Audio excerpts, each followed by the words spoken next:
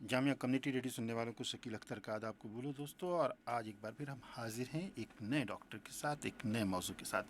जी हाँ, आज हमें फ़ख्र महसूस हो रहा है कि आज डॉक्टर फराजुल इस्लाम साहब को हमने स्टूडियो में दावत दी।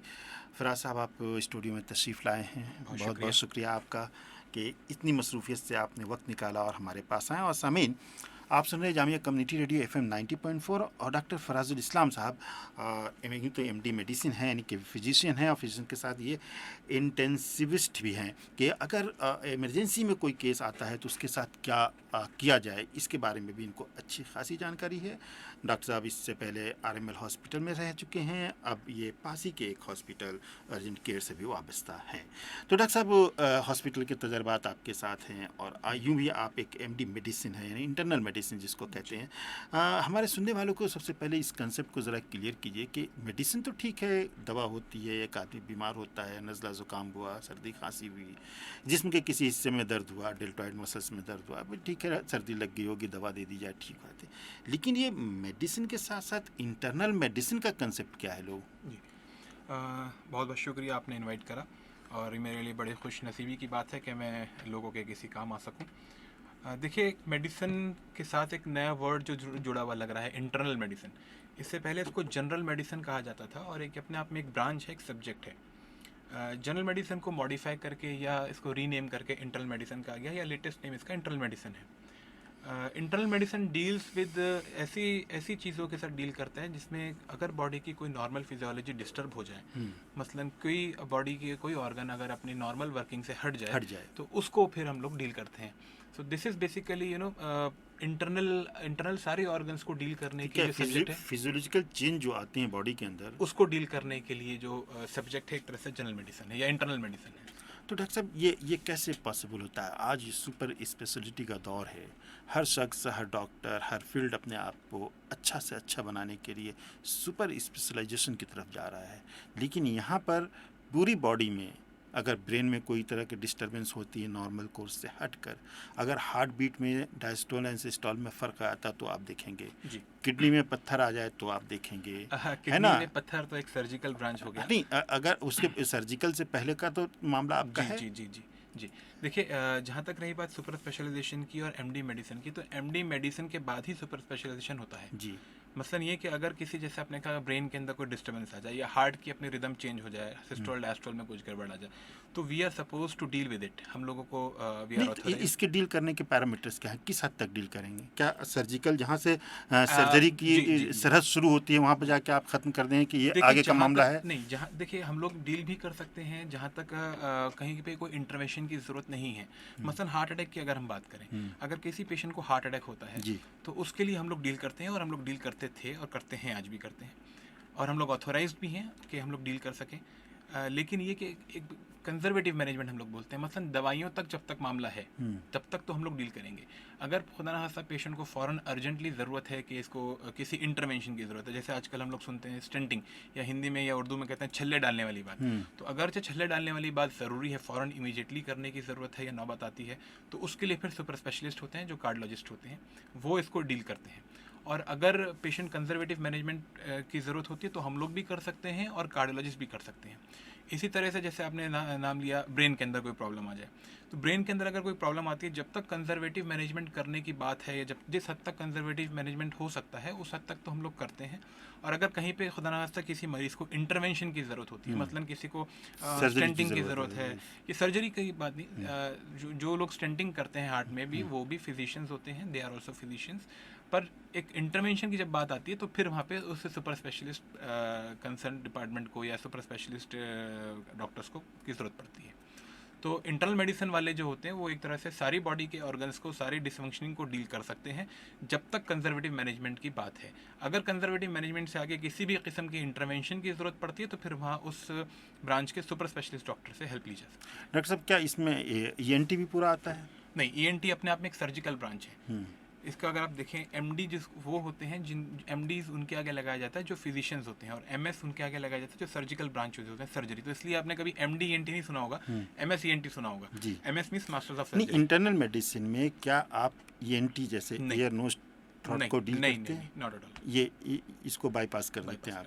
जी इसके अलावा जिसमें जितनी भी आने के चेंजेस हैं जी ये जी हैं जी जहाँ उसको पे आप फिजियोलॉजी डिस्टर्बेंसेस अगर हैं तो वो मेडिसिन वाले डील करते हैं। अगर जैसे आपने जिक्र करा अभी कुछ देर पहले कि गुर्दे में पथरी फंस गई, गुर्दे में अगर पथरी फंस गई तो वो सर्जिकल एस्पेक्ट हो गया, उसमें फिर गुर्दे की पथरी निकाले बगैर काम नहीं बनता है, तो उसके लिए सर्जन्स की ज़रूरत होती तो निकालने से पहले का तो मामला आपका है है निकालने से कि पहले उसका टेस्ट कराना, उसको देखना किसी करा अहम सकते का हैं, अहम लेकिन जब हम लोगों को एक डिटेक्ट कर लिया कि पथरी है तो फिर तो फिर सर्जिकल सर्जिकल मामला हो गया।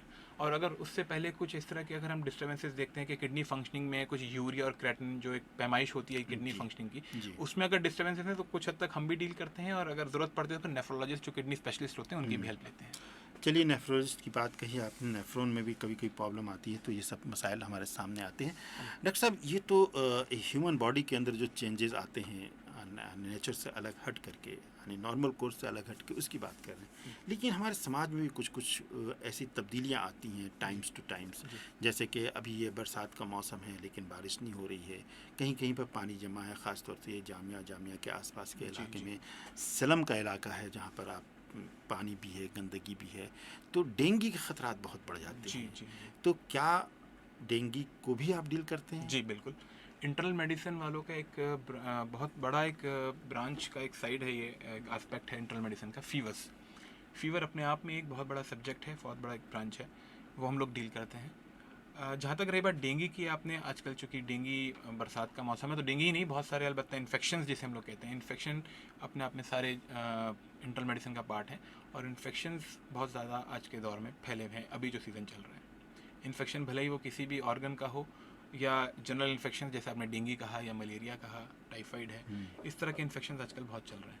क्या इसके बचाव की तदबीरें क्या क्या हैं? एक आम आदमी किस तरह अपने आप को डेंगू से या और इस तरह की दूसरी फैलने वाली बीमारियों से महफूज रख सके? जी बहुत अच्छा आपने सवाल पूछा, और मैं मौका समझता हूँ कि मैं इसका जवाब दूँ ताकि आम आवाम तक ये बात पैगाम पहुँचे। जहाँ तक रही बात डेंगू की, तो डेंगू जैसे हम सबको मालूम है कि मच्छर के काटने से होता है, और हम सब इस बात को जानते हैं और बहुत अच्छी तरह से जानते हैं, बट अफसोस की बात यह है कि हम लोग इसको फॉलो नहीं करते कि डेंगू का जो मच्छर है वो पानी में पनपता है। अब पानी हमारे यहाँ, हम जैसे आपने कहा कि स्लम का इलाका है, आसपास जामिया का इलाका है, चूँकि मैं भी जामिया का रहने वाला हूँ, तो हमारे यहाँ जितनी सड़कें बन रही हैं या नई बनी हुई हैं, या गली कूचों में हम देखते हैं कि पानी जमा है और उसका कोई पुरसाने हल नहीं है, कोई साफ़ करने वाला नहीं है। तो ऐसी जगहों पे जहाँ पे पानी जमा होने का अंदेशा रहता है या पानी जमा हो जाता है, तो फिर वहाँ पे डेंगू का मच्छर या मलेरिया का मच्छर पनपता है। जहाँ तक रही बात आपने कहा कि इससे बचने की या प्रिवेंशन के लिए, तो उसमें हमें यही करना है कि हम लोग साफ़ सफाई रखें अपने आसपास, पानी को बिल्कुल भी हर किस्म से कोशिश करें कि जमा ना होने दें, ना घर के अंदर ना घर के बाहर। आज के दौर में कूलर्स का ये बहुत इस्तेमाल होता है, तो कूलर एक बहुत बड़ा सोर्स है जहाँ पे मलेरिया और डेंगू का मच्छर पनपता है।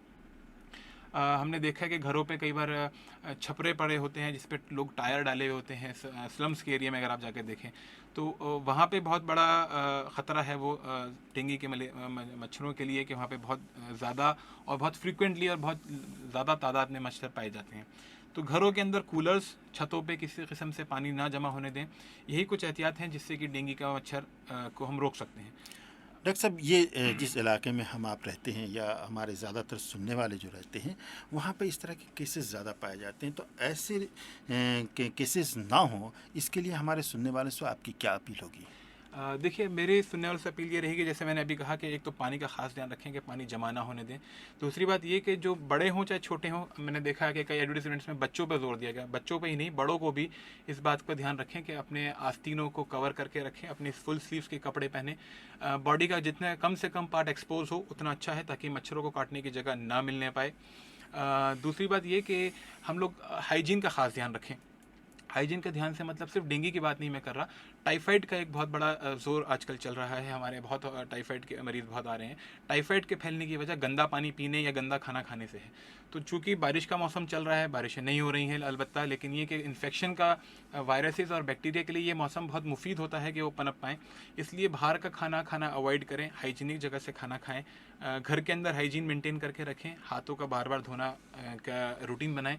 और साथ में ये भी ध्यान रखें कि हम लोग जो अपनी चीज़ें इस्तेमाल कर रहे हैं, जो हम लोग घरों के अंदर चीज़ें इस्तेमाल कर रहे हैं, वो हम साफ़ सुथरी चीज़ें इस्तेमाल करें। बाहर से भी अगर हम लेकर आ रहे हैं तो उसको अच्छे से धोएं। कोई फल फ्रूट्स हम ला रहे हैं, बाहर का खाना जैसे जो रोड साइड वेंडर्स बेचते हैं उसको तो कतन ना इस्तेमाल करें। सामीन, आप सुन रहे हैं जामिया कम्युनिटी रेडियो FM 90.4। हमारे साथ हैं डॉक्टर फराजुल इस्लाम साहब और हम बात कर रहे थे जनरल मेडिसिन यानी इंटरनल मेडिसिन के हवाले से, और अभी हमने बात की डेंगू के हवाले से। और आप जानते हैं कि सामीन, हमारे माशरे में सूरत हाल डेंगू की क्या है, और इस सूरत हाल में हमारी आपकी ये ज़िम्मेदारी बढ़ जाती है कि जब हम घर से निकलें तो ना सिर्फ अपने घर की सफाई करके निकलें, बल्कि हम अपने रास्तों में, हम अपने नालियों में कूड़ा ना डालें। जैसा कि एक आम चलन सा बन गया है माशरे के अंदर, समाज के अंदर, कि घर से पॉलीथीन में कूड़ा लेकर के निकले और गली से गुजरते हुए दाएं बाएं देखा और उसको रोड पर या किनारे ड्रॉप करते हुए चले गए, और ये समझा कि हमने बहुत ही अक्लमंदी, बहुत ही चालाकी काम किया। हालांकि आपने ये अपने लिए भी और समाज के लिए भी बहुत नुकसानदेह काम किया। ये मानता हूँ इस बात को कि आपके घर के आसपास सरकारी डस्टबिन नहीं है, लेकिन आपके घर के आसपास तो सरकारी दुकानें भी नहीं हैं जहाँ से आप सब्जियाँ ख़रीद सकें। सब्ज़ी ख़रीदने के लिए, दूसरी चीज़ें ख़रीदने के लिए जहाँ आप आधा 1 किलोमीटर जाते हैं, वहीं आप अपने सब्जियों के वेस्ट को फेंकने के लिए थोड़ी दूर जा कर के जहाँ भी आसपास में ये डस्टबिन, सरकारी डस्टबिन हो, वहाँ पे उसको डालें ताकि रास्ते साफ़ सुथरा रहें और खाने पीने की जो बची हुई चीज़ें हैं वो सड़े गले ना, उससे बैक्टीरिया पैदा ना हो, और यही बैक्टीरिया हमारे लिए दर्द सर ना बन जाए। डॉक्टर साहब, हम बात कर रहे थे मेडिसिन के हवाले से कि जिस्म के अंदर जो तब्दीलियाँ आती हैं, ये आती हैं। तो ये बताइए कि सारी तब्दीलियाँ तो जिस्म के अंदर आती हैं, एक बड़ी तब्दीली पेट की है जिसकी आग कभी नहीं बुझती है ना। इंसान और दुनिया में जितनी भी कशमकश है, दुनिया में जितनी भी दौड़ भाग है, बस इसी पेट के चलते हैं। ये बताइए कि एक अच्छी सेहत रखने के लिए पेट का क्या रोल है? देखिए, एक बहुत अच्छा डिक्टम है कि पहले के ज़माने में ये होता था कि पहले आदमी कमाता था, पहले आदमी खाते थे जीने के लिए, और अब हम जीते हैं खाने के लिए। तो दोनों ही तरह से हमको फॉलो करना है कि हम लोग इतना कम भी ना खाएं कि जी ना पाएँ, और ऐसा भी ना खा लें कि हम कुछ काम ना कर पाएँ। तो हमें इस बात का ख़ास ध्यान रखना चाहिए कि देखिए, पेट एक ऐसी चीज़ है, जो भी हम खाते हैं सब कुछ पेट में ही जाता है। हम चाहे वेज खाएं, चाहे नॉन वेज खाएं, चाहे कोल्ड ड्रिंक पिएँ, चाहे सॉफ्ट ड्रिंक्स पिएँ, चाहे हार्ड ड्रिंक्स पिएँ, पानी भी पिएँ, तो सब पेट में जाता है। तो एक तरह से पेट, ये समझ लें कि हम लोग हर चीज़ वहाँ जाके डंप कर रहे हैं, ये सोचे बगैर कि पेट हमारे लिए क्या उसको डाइजेस्ट कर पाएगा, क्या पेट हमारे लिए उसको फ़ायदेमंद बना पाएगा उस चीज़ को या नहीं। जहाँ तक रही बात आपने कहा सेहतमंद रहने के लिए, तो किसी भी चीज़ की ज़्यादती तो हमेशा नुकसानदेह होती है। तो उसमें हमें ये ध्यान रखना चाहिए कि हम लोग जो खाएं वो आज के दौर में, जैसे आपने कहा, क्योंकि आज के दौर में डायबिटीज़, ब्लड प्रेशर, शुगर इतना कॉमन हो चुका है, तो पेट के लिए अगर हम ध्यान रखें तो जैसे हमने कहा गया है कि कुछ हद तक हम लोग अपने आप की भूख को मिटाएं और कुछ हद तक की भूख को छोड़ दें, यानी कि पूरा पेट भर के खाना ना खाएं। जैसे कि प्रॉफिट मोहम्मद से भी इस बात को साबित है कि भूख से कम खाना खाना चाहिए, and that's what today we also understand and accept कि हमें भूख से थोड़ा सा कम खाना चाहिए। मैं बात करूं इस बात की, जैसे आज के शुगर और डायबिटीज़ की मैं बात कर रहा था, शुगर, ब्लड प्रेशर और हार्ट की दिक्कत बहुत ज़्यादा है, तो इसमें सबसे पहले हमें इस बात का ध्यान रखना चाहिए कि जो भी हम खाएं उसके अंदर नमक थोड़ा कम मात्रा में हो, जितनी नमक की रिक्वायरमेंट है। अगर किसी को ब्लड प्रेशर, शुगर है तो उसके अंदर नमक की मात्रा कम हो, उसके अंदर कार्बोहाइड्रेट्स की मात्रा कम हो, क्योंकि कार्बोहाइड्रेट्स हम यूटिलाइज़ नहीं करते, आगे चल के वही फैट में तब्दील होता है और फिर जाके नाड़ियों में जमा होता है। हम लोग फ़ैट के डिपोजिशन को कम करने के लिए फ़ैट की इंटेक को अपने कंट्रोल में रखें। मैं ये नहीं कह रहा कि फ़ैट ना खाएं, लेकिन ये कि फ़ैट की भी ज़रूरत होती है, और फ़ैट की क्वांटिटी जितनी हमको ज़रूरत है वो डॉक्टर्स के अकॉर्डिंगली, पेशेंट्स के अकॉर्डिंगली डॉक्टर्स एडजस्ट करते हैं, तो उसके अकॉर्डिंगली हम लोग उसको एडजस्ट करें और उसके हिसाब से इंटेक रखें। ये ना हो कि हमें कोई चीज़ अच्छी लगने लगे, तो जो आजकल माशरे में देखा जाता है कि हम किसी शादी ब्याह में जाते हैं, कोई चीज़ अच्छी लगने लगी, टेस्ट बड्स को हम अच्छा लगने लगा, तो हम उसको बिल्कुल खाए चले जाते हैं, यहाँ तक कि उसके साथ अच्छी तरह इंसाफ करते हैं, बहुत अच्छी तरह इंसाफ करते हैं। तो इसके लिए हमें ख़ास ध्यान रखना चाहिए, और इस बात का ध्यान रखें कि हम लोगों को सिर्फ टेस्ट बस को सेटिस्फाई नहीं करना, अपने आगे की लाइफ के लिए भी हमें ध्यान रखना है, जिसके लिए हमको इनटेक को अपने मेंटेन करना होगा और कंट्रोल रखना होगा। जी डॉक्टर साहब, आपने सही फरमाया कि पेट को कहते हैं उम्मुल अमराज। जी, तमाम मर्ज़ों की माँ है ये। अगर ये दुरुस्त है तो सब कुछ दुरुस्त है। कहते हैं ना कि पेट अगर सही है तो दिमाग भी सही है। पेट खराब हुआ तो दिमाग भी खराब हो जाता है। तो पेट अगर आपका सही है दोस्तों तो आप हर चीज़ को डाइजेस्ट कर सकेंगे, क्योंकि हर एक चीज़ की कैपेसिटी होती है, उस कैपेसिटी में उसको डाइजेस्ट करना पड़ता है। अगर उससे ओवरलोडेड हुआ तो परेशानी तो बढ़ेगी, और आपने किसी तरमाल के साथ बहुत अच्छी तरह इंसाफ किया है तो बाद में आपको हो सकता है कि कुछ झेलना पड़े, भुगतना भी पड़े। तो हमारी ये ख्वाहिश है कि आप इस तरह ना करें, बल्कि कि ज़रूरत के मुताबिक जो आपको शौक़ है उसको लें, और इतना लें कि आपकी सेहत बनी रहे, आपकी आपको नुकसान देना हो। डॉक्टर साहब ये बातें तो अपनी जगह पर हैं, लेकिन ये अभी जो नई तर्ज ज़िंदगी आई है हमारे सामने, मॉडर्न लाइफ स्टाइल, जिसमें कि हमें कार में बैठना है, दफ्तर जाना है, कंप्यूटर पे बैठना है, काम करना है, फिर कंप्यूटर पे से उठे अपना, फिर गाड़ी में बैठे अपने घर में आना है, ड्राइंग रूम में बैठ कर के न्यूज़ देखनी है, वहीं खाना खाना है, फिर बिस्तर पे जाके सो जाना है। क्या इस लाइफ स्टाइल में कौन कौन सी डिजीज़ सामने आ सकती है? बहुत अच्छा सवाल माशाल्लाह। फिर एक बार आपके सवाल की तारीफ़। बहुत अच्छा सवाल, और मौजू के हिसाब से और आज के दौर के हिसाब से ज़रूरत भी है इस बात के ऊपर बात करने की। जैसा आपने कहा, इसको जो भी आपने स्टाइल अभी डिस्क्राइब करा, इसको हम लोग मेडिकल टर्म्स में या इंग्लिश टर्म्स में सेडेंट्री लाइफस्टाइल कहते हैं। Sedentary lifestyle. Sedentary lifestyle is a cause of so many diseases. Sedentary lifestyle ही आज की आज की जो आपने कहा मॉडर्न लाइफस्टाइल है, और मॉडर्न लाइफस्टाइल से एसोसिएटेड जितनी भी मॉडर्न लाइफस्टाइल एसोसिएटेड डिजीजेज हैं, वो just they are because of sedentary lifestyle.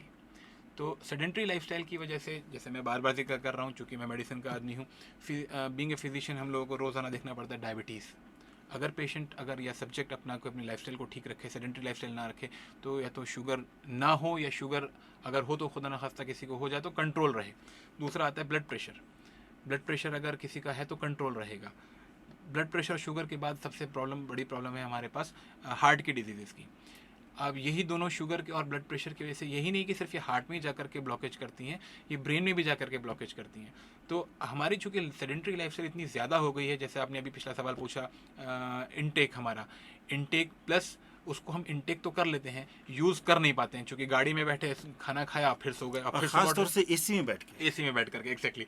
तो उसका कोई यूटिलाइजेशन तो होता नहीं, तो इनटेक तो हमारा बढ़ता ही जा रहा है, और यूटिलाइजेशन ये हमारा उसका बिल्कुल भी नहीं हो पा रहा है। तो उससे क्या होता है कि ये जितनी भी प्रॉब्लम्स हैं मॉडर्न लाइफस्टाइल के साथ जो एसोसिएटेड डिजीज़ हैं, वो हमारे लिए दुश्वारी का सबब बनती हैं, जिसके लिए हमें ब्लड प्रेशर, शुगर, हार्ट की दिक्कत, स्ट्रोक हो जाना, या इंग्लिश में पैरालिसिस कहते हैं, या मेडिकल टर्म्स में सेरेब्रोवास्कुलर एक्सीडेंट्स, स्ट्रोक कहते हैं। ये सारी प्रॉब्लम्स जो हैं, these are associated with modern lifestyle, जो हमारा आजकल हमारा दिनचर्या है, सेडेंट्री लाइफस्टाइल।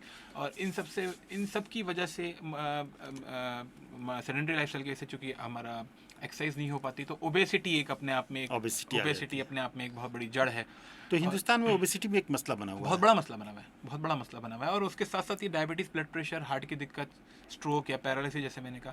तो इसके लिए सबसे अच्छी बात यह है, जैसे मैंने पहले भी आंसर करा, कि इनटेक को कंट्रोल करें। इनटेक में बंद करने को नहीं कह रहा, या इनटेक को कम करने को नहीं कह रहा, इनटेक को कंट्रोल करने को कह रहा हूँ। मसलन किसी की बॉडी एडजस्ट नहीं कर पा रही है ज़्यादा कैलोरीज के साथ, तो he has to reduce his intake of calories. साथ में साथ जिनके साथ ऐसी प्रॉब्लम है, जो ब्लड प्रेशर है, शुगर है, जिनके साथ मॉडर्न लाइफस्टाइल के साथ जो एसोसिएटेड डिसीज़ हैं, वो उससे जूझ रहे हैं, जैसे कि ब्लड प्रेशर, शुगर, हार्ट की प्रॉब्लम्स, ब्रेन की प्रॉब्लम्स, उनके लिए तजवीज़ ये करा जाता है कि मॉर्निंग और इवनिंग वॉक ज़रूर रखें। जैसे कि आपने कहा सेडेंटरी लाइफस्टाइल, अब हमारे पास पैदल हम चलते नहीं हैं, बिल्कुल भी नहीं चलते, तो सुबह का एक वक्त मुख्तसर एक बना लें हम लोग अपने लिए, कि हमें 2-4 किलोमीटर चल लें, 2-4 किलोमीटर रोज़ाना चल लें। 2-4 किलोमीटर नहीं, बल्कि 45 मिनट्स मॉर्निंग। और मैं चूँकि मरीज़ों को तजवीज़ ये करता हूँ कि सुबह भी चलें और शाम भी चलें, ताकि खुदा न खास्ता किसी का एक वक्त मिस हो गया तो एटलीस्ट वो कवर अप होने के लिए शाम में रहे।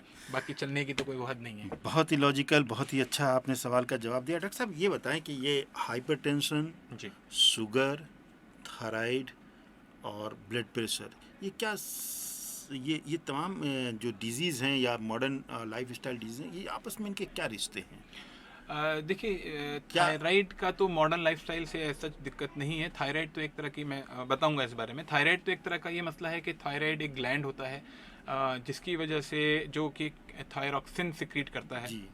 जब उसकी फंक्शनिंग कम हो जाती है तो थायरॉक्सिन की मात्रा शरीर के अंदर कम हो जाती है, जिसकी वजह से डिस्टर्बेंसेस आते हैं। ये बाज़ दफ़ा एज रिलेटेड भी होता है, कि यानी जैसे जैसे उम्र बढ़ती है उसकी फंक्शनिंग कम होनी शुरू हो जाती है। बाज़ दफ़ा ऑटो इम्यून, यानी कि इसका कोई रीज़न नहीं होता, अपने आप ही उसकी फंक्शनिंग में कमी आ जाती है।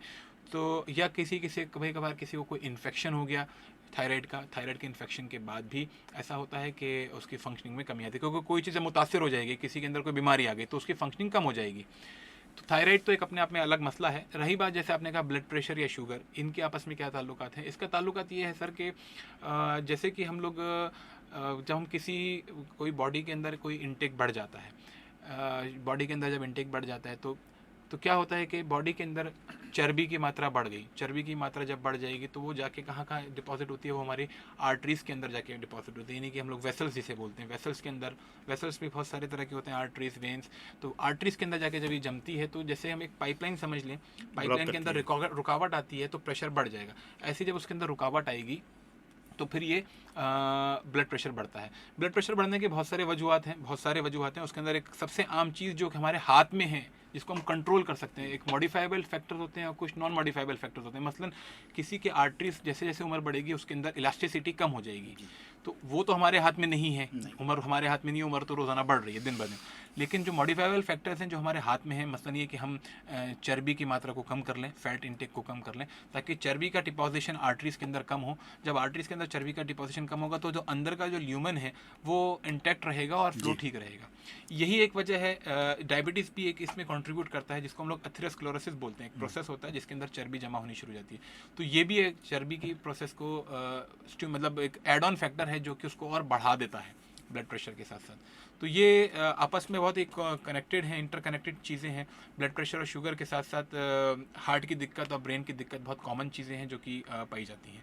साथ साथ में अगर खुदा न खास्ता किसी को ब्लड प्रेशर शुगर बहुत लंबे वक्त से है, कंट्रोल नहीं चल रहा है, तो किडनीज़ की प्रॉब्लम भी सेट इन हो जाती है। ये तो ठीक कह रहे हैं डॉक्टर साहब कि अगर हम नॉन वेज में बहुत ही ज़्यादा कुछ लेते हैं तो फ़ैट का मात्रा हमारे जिस्म में ज़्यादा डिपॉजिट होने लगता है। लेकिन कुछ लोग ऐसे हैं जो वेजिटेरियन हैं, लेकिन उनके यहाँ भी ब्लड प्रेशर, हाइपरटेंशन, ये सब बातें मुशाहिदे में आई हैं, देखने में आया है कि हॉस्पिटल में, क्लिनिक में बहुत से ऐसे मरीज़ आते हैं जिन्होंने कहा कि साहब मैंने ज़िंदगी कभी तो नॉन वेज तो खाता ही नहीं, लेकिन ज़िंदगी का जो टेंशन उनके जहन पर है, रहने का, कहीं जाने का, कहीं लिविंग स्टाइल का टेंशन या और भी दूसरी तरह का, इससे तो ब्लड प्रेशर बढ़ता है। मैंने कहा जैसे कि ब्लड प्रेशर के बहुत सारे फैक्टर्स हैं। एक खाने के साथ साथ बहुत सारे, इसको कैसे कंट्रोल करेगा? जैसे स्ट्रेस है। स्ट्रेस एक अपने आप में बहुत बड़ा फैक्टर है ब्लड प्रेशर के लिए जी। स्ट्रेस अगर कंट्रोल हो जाए तो काफ़ी हद तक ब्लड प्रेशर कंट्रोल होने के पोटेंशियल्स रहते हैं। स्ट्रेस को कंट्रोल करने के लिए जैसे मैंने कहा मेडिटेशन एक बहुत बड़ा हमारे हाथ में हथियार है। अगर हम मेडिटेशन रोज़ाना करें तो उससे हमें काफ़ी हद तक। क्या ख्याल है कि नमाज इस सिलसिले में कुछ बिल्कुल हो सकती है? बिल्कुल नमाज इस सिलसिले में बहुत हद तक मुफीद है, बशर्ते ये कि नमाज को हम नमाज के ढंग से पढ़ें, खुशू और खुशू से पढ़ें। बिल्कुल। लेकिन अफसोस की बात है कि ये इन्वॉल्व होकर के पढ़ें तो इससे भी टेंशन और हाइपर टेंशन में बहुत कमी आ सकती है। डॉक्टर साहब, एक और सवाल जहन में आ रहा है कि आप दिल्ली में रहते हैं और दिल्ली में आमतौर पर हर दूसरी तीसरी लड़की या लड़कों में मेरे ख्याल में ये कम है बीमारी थायराइड की, लेकिन आमतौर से लड़कियों में थायराइड की बीमारी ज़्यादा देखी जा रही है जी। क्या वजह हो सकती है इसकी? देखिए, इस सच में सच कोई इसका कोई फैक्टर नहीं है। जैसे मैंने बताया, थायराइड की 3 या 4 ही वजह हैं जो कि थायराइड की बीमारी। क्या हेरिडिटरी तौर पर भी हेरिडिटरी भी हो सकता है, हेरिडिटरी भी एक फैक्टर हो सकता है। अमूमन तौर पे जो हम लोगों को देखा जाता है वो कई बार ऑटो इम्यून होता है। ऑटो इम्यून से मुराद ये कि इसका कोई फैक्टर नहीं है, ऑटोमेटिकली खुद ब खुद उसकी फंक्शनिंग कम हो गई है। दूसरा ये कि इन्फेक्शन अगर खुदा न खास्ता किसी को हो जाता है, इन्फेक्शन के अंदर उसकी फंक्शनिंग कम हो जाती है। जैसे आपने एक जवाब दिया कि हेरिडिटरी भी फैक्टर्स हैं इसकी भी एक फैक्टर है कि इसके अंदर कम हो जाए। तो इसका बस इलाज यही है कि सप्लीमेंटेशन। इसका सिर्फ एक इलाज यही है कि हम सप्लीमेंट करें। थायरॉक्सिन की जो कमी बॉडी के अंदर हो गई है उसकी वजह से बहुत सारी प्रॉब्लम्स बॉडी के अंदर आ जाती हैं। किसी को टैकीकार्डिया यानी कि दिल की धड़कन तेज़ रहने लगती है, किसी के बाल झड़ने लगते हैं, किसी का वज़न बढ़ने लगता है। ये सारी वजह लेडीज़ के अंदर, जैसे आपने कहा फीमेल्स के अंदर, उनकी अपनी गायनिक प्रॉब्लम्स बढ़ जाती हैं। तो ये सारी वजह हैं जिसकी वजह से इसको थायरॉक्सिन को हमें सप्लीमेंट करना पड़ता है ताकि पेशेंट के जो सिम्टम्स हैं वो कंट्रोल में रहें और वो अपने पेशेंट को तंग ना करें। ठीक है डॉक्टर साहब, वो तो बात आपने सही बताई कि थायरॉक्सिन की तादाद को सप्लीमेंट करने से ये कंट्रोल में आया था।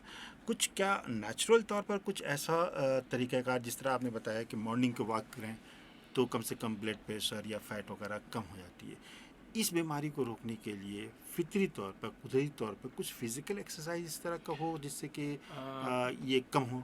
देखिए, इस तरह का कोई साइंटिफिकली इस्टेब्लिश फैक्ट्स हमारे पास तो नहीं है, लेकिन आपने अच्छा सवाल पूछा कि मिथ्स बहुत सारे मेरे पास भी मरीज आते हैं, पूछते हैं कि भिंडी खाने से कंट्रोल रहेगा, कि बादी चीज़ें खाने से कंट्रोल रहेगा, या कुछ मैंने बादी चीज़ें क्या होती है डॉक्टर साहब? मुझे भी आज तक नहीं समझ में आया कि बादी चीज़ें क्या हैं। What does it mean exactly? बादी मीन्स मैं तो ये समझता हूँ कि वो चीज़ें जो हमारे बदन को सूट ना करती हो वो हम बादी हमारे लिए। अल्लाह वाला, मुझे नहीं मालूम, वाक़तन मैं इसको एक्सेप्ट करने को तैयार हूँ। ये बादी चीज़ें खाने से कंट्रोल रहेगा, कैन कंट्रोल होगा। मेरे पास पेशेंट्स आते हैं बहुत सारे, इनके मिस भरे हुए होते हैं कि हम ऐसे कर लें तो शायद ठीक हो जाए। एक साहब आए थे जो कि कोई जूस पीते हुए आए थे कि इससे ठीक हो जाएगा। अनफॉर्चुनेटली वो जूस तो कई साल से पी रहे थे, लेकिन उनका थायराइड कंट्रोल नहीं था। तो देखिए, एक समझने वाली बात है कि अगर हम एक ग्लास के अंदर पानी भरना है, और ग्लास के अंदर अगर हम पानी भर देंगे तो ग्लास भर जाएगा। ग्लास के अंदर से अगर हम पानी भरते रहेंगे, आहिस्ता आहिस्ता आहिस्ता उसके अंदर डालते रहेंगे, तो ग्लास भरा रहेगा। एक सप्लीमेंटेशन जिसे बोलते हैं इंग्लिश के अंदर, एक सप्लीमेंटेशन एक वर्ड है। तो थायराइड की अगर कमी अगर किसी के अंदर हो गई, थायरॉक्सिन की, तो उसका कोई इलाज मेडिकली साइंटिफिकली एक्सेप्टेड ऐसा नहीं है, सिवाय इसके कि हम उसको सप्लीमेंटेशन दें। मैंने बहुत सारे ऐसे देखा है कि कुछ लोग मतलब एक्सरसाइजेस बताते हैं, कुछ आयुर्वेद में बताते हैं। आयुर्वेद में वो लोग अगरचे सप्लीमेंटेशन कर रहे हैं, मुझे पता नहीं इस बात का, अगर वो सप्लीमेंटेशन करें तो थायराइड मेंटेन रह सकता है, लेकिन जैसे आपने कहा नेचुरल चीज़ें ऐसी जिससे कि ये बीमारी को हम दूर रख सकें, ऐसा कोई सर्विस इफेक्ट नहीं है। कुछ फिजिकल एक्सरसाइजेस जो उसके साइड इफ़ेक्ट्स होते हैं, जैसे कि मोटापा है, तो उसके लिए अगर मॉर्निंग वॉक करेंगे तो वो कंट्रोल तो हो जाएगा, लेकिन ये कि मॉर्निंग वॉक करने से आप एक्सपेक्ट करें कि थायराइड के अंदर तब्दीली आएगी, तो वो ऐसा एस्टेब्लिश फैक्ट्स नहीं है। बहुत अच्छा, बहुत ही साफगोई से आपने जवाब दिया डॉक्टर फराजुल इस्लाम साहब। और सामीन, आप सुन रहे हैं जामिया कम्युनिटी रेडियो FM 90.4, और हम मुख्तलिफ बीमारियों के हवाले से डॉक्टर फराजुल इस्लाम से बात कर रहे हैं। अभी देखिए, हमने पेट के हवाले से बात की कि हम अपने पेट में खाना को जो खाएं तो किस तरह खाएं और किस तरह के खाने को ज़्यादा तरजीह देनी चाहिए। इसके अलावा अभी ब्लड प्रेशर, हाइपरटेंशन और थायराइड और दूसरी चीज़ों की बात की। एक बहुत ही आम सा सवाल जहन में डॉक्टर साहब ये आता है कि हमारे यहाँ एक रवायत रही है माशरे में सर में तेल डालने का जी, लेकिन अब ऐसा लगता है कि जो नया समाज बन रहा है उसमें बच्चे सर में तेल डालना पसंद नहीं करते हैं जी, है ना? क्या वजह हो सकती है इसकी? क्या डालना मुफीद होगा या ना डालना? क्योंकि मॉडर्न अप्रोच ये कहता है, not medical approach, modern living style approach ये कहता है कि बाल बिखरे बिखरे रहते हैं और इससे हुस्न में इजाफा होता है। आपने खुद जवाब दे दिया इसका, माशाल्लाह, है ना? कि तो नहीं, मेडिकली क्या सर को तेल की ज़रूरत होती है? देखिए, मेडिकली जहाँ तक रही बात, देखिए person to person, subject to subject depend करता है। मैं चूँकि डर्मेटोलॉजिस्ट नहीं हूँ, लेकिन ये इतना ज़रूर समझ लें कि अगर किसी पेशेंट को या किसी आदमी को डेंड्रफ है, dandruff is a fungal infection, तो उसको अवॉइड करना चाहिए कि वो तेल ना लगाए।